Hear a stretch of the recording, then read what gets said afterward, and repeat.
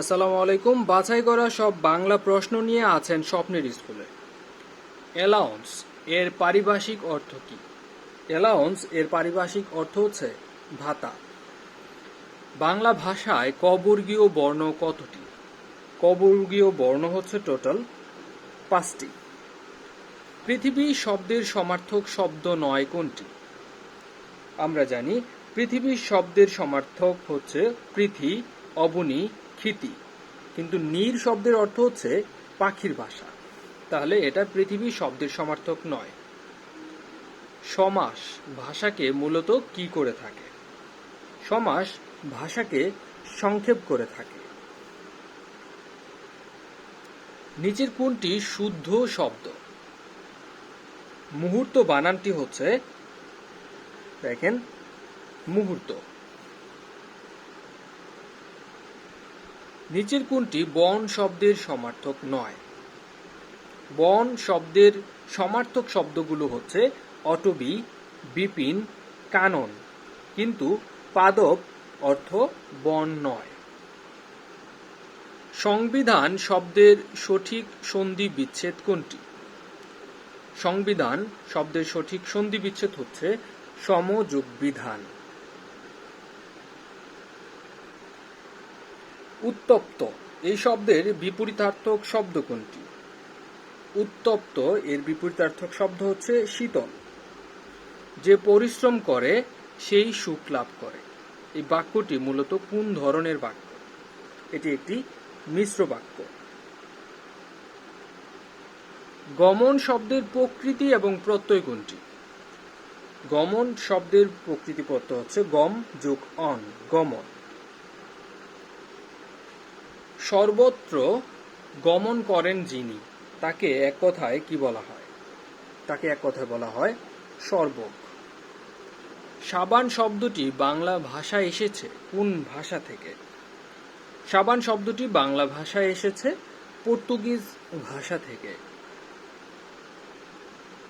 জায়া ও পতি দ্বন্দ্ব সমাসটিতে সমস্ত পদে রূপান্তর করলে কি হয়? সমস্ত পদে রূপান্তরিত করলে জায়া এবং পতি মিলে হয় দম্পতি।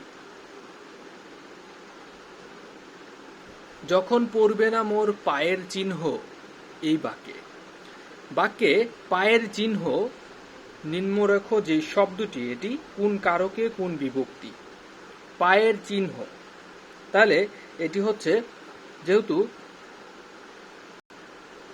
বস্তু উপকরণ এরকম কোনো কিছু যদি বোঝায় তাহলে সেটা করণ কারকে হয়ে থাকে, এবং র বা এর হচ্ছে ষষ্ঠী বিভক্তি, তাহলে করণে ষষ্ঠী। স্পর্শ ধ্বনিগুলোকে প্রধানত কয় ভাগে ভাগ করা যায়? স্পর্শ ধ্বনিগুলোকে মূলত 2 ভাগে ভাগ করা যায়।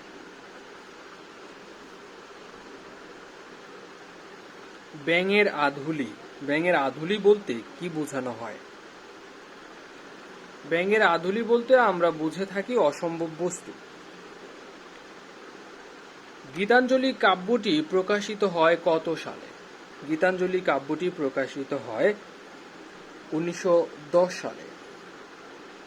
16 নম্বর প্রশ্নটিতে আপনাদের যদি কোনো ধরনের কনফিউশন থাকে অবশ্যই কমেন্টসে কিন্তু জানাবেন। এখন থেকে প্রত্যেকটি ভিডিওর মাঝে আমরা একটি করে প্রশ্ন আপনাদের জন্য কুইজ হিসেবে রাখব, যাতে আপনাদের ইন্টারঅ্যাকশনটা একটু ভালো হয়। কাজী নজরুল ইসলামের রোমান্টিক কাব্যগ্রন্থ কোনটি? কাজী নজরুল ইসলামের রোমান্টিক কাব্যগ্রন্থ হচ্ছে দোলন চাঁপা। বাংলা ভাষার সহোদর ভাষা বলা হয় কোনটিকে? সহোদর ভাষা বলা হয় অসমীয়কে। সবার উপরে মানুষ সত্য, তাহার উপরে নাই, এটি কার উক্তি? এটি মূলত হচ্ছে চণ্ডীদাসের উক্তি। যা পূর্বে কখনো দেখা যায়নি তাকে এক কথায় কি বলা হয়? তাকে এক কথায় বলা হয় অদৃষ্ট পূর্ব। ভাষার ক্ষুদ্রতম একক কোনটি? ভাষার ক্ষুদ্রতম একক হচ্ছে ধ্বনি। বাংলা বর্ণমালায় পূর্ণমাত্রা, অর্ধমাত্রা এবং মাত্রাহীন বর্ণের সংখ্যা যথাক্রমে কত কত কত? পূর্ণমাত্রা আমরা জানি 32টি, অর্ধমাত্রা হচ্ছে 8টি এবং মাত্রাহীন 10টি। তদ্ভব এর অর্থ কি? তদ্ভব শব্দের অর্থ হচ্ছে তা থেকে উৎপন্ন। তেলে ভাজা এটি কোন সমাস? তেলে ভাজা হচ্ছে তৎপুরুষ সমাস। তাহলে বর্ণ কি? বর্ণ হচ্ছে ধ্বনি নির্দেশক প্রতীক। মতৈক্য এর সঠিক সন্ধি বিচ্ছেদ কোনটি?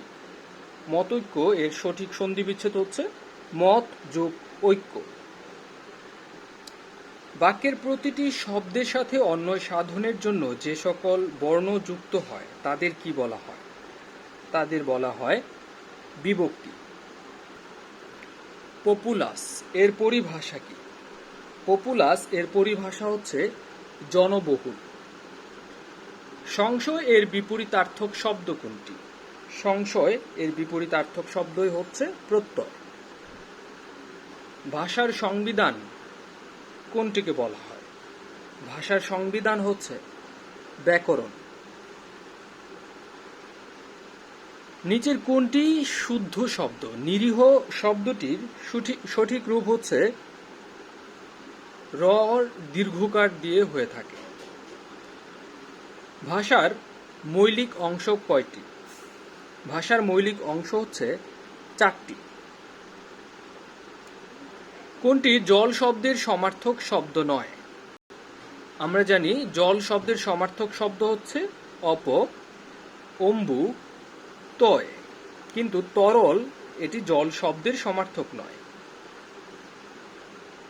বাংলা ব্যাকরণের ধ্বনিতত্ত্ব অংশে কোন বিষয়টি আলোচনা করা হয়? ধ্বনিতত্ত্ব অংশে আলোচনা করা হয় সন্ধি। কাজী নজরুল ইসলাম সম্পাদিত পত্রিকা কোনটি? কাজী নজরুল ইসলাম সম্পাদিত পত্রিকা ধূমকেতু, নবযুগ, লাঙল, মানে সবকটি। বাংলা সাহিত্যে গদ্যের জনক কাকে বলা হয়? গদ্যের জনক বলা হয় মূলত ঈশ্বরচন্দ্র বিদ্যাসাগর। রবীন্দ্রনাথ ঠাকুর কাজী নজরুল ইসলামকে কোন গ্রন্থটি উৎসর্গ করেছিলেন? বসন্ত গ্রন্থটি উৎসর্গ করেছিলেন।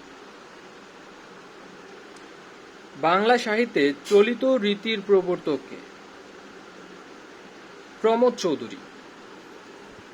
তারেক অল্প পড়ে কিন্তু পরীক্ষায় ভালো রেজাল্ট করে। এখানে কিন্তু কোন ধরনের অব্যয় হিসেবে ব্যবহৃত হয়েছে? কিন্তু এখানে হচ্ছে সমুচ্চয়ী অব্যয়। জমজম করে বৃষ্টি পড়ছিল, এখানে জমজম কোন ধরনের দ্বিরুক্ত? জমজম মূলত হচ্ছে এখানে ধনাত্মক দ্বিরুক্ত। নিচের কোনগুলো দন্ত ধ্বনি? দন্ত ধ্বনি হচ্ছে ত, থ, দ, ধ। নিচের কোনটি ধ্বনি বিপর্যয়ের উদাহরণ? ধ্বনির বিপর্যয় ঘটেছে মূলত লাফ থেকে ফাল। যে সকল পদের সমন্বয়ে সমাস হয় তাকে কি বলা হয়? তাকে বলা হয় সমসমান পদ। শুদ্ধ বানানের শব্দগুচ্ছ শনাক্ত করুন। এখানে শুদ্ধ বানানের শব্দগুচ্ছ হচ্ছে স্বায়ত্তশাসন, আভ্যন্তর, জন্মবার্ষিক। সুধীন্দ্র এর সন্ধি বিচ্ছেদ কোনটি? সুধি যুগ ইন্দ্র। সুধি বানানটা একটু খেয়াল রাখবেন। জলাশয় শব্দের সমার্থক শব্দ কোনটি? জলাশয় শব্দের সমার্থক শব্দ হচ্ছে সরোবর। বাংলা ভাষায় জ্যোতি বা ছেদচিহ্ন মোট কয়টি? জ্যোতি বা ছেদচিহ্ন হচ্ছে মোট 12টি। ইতর বিশেষ এই বাগধারার অর্থ কি? ইতর বিশেষ এই বাগধারার অর্থ হচ্ছে পার্থক্য। ক্রিয়া সর্বনাম এবং অনুসর্গের পূর্ণরূপে ব্যবহৃত হয় মূলত কোন রীতিতে?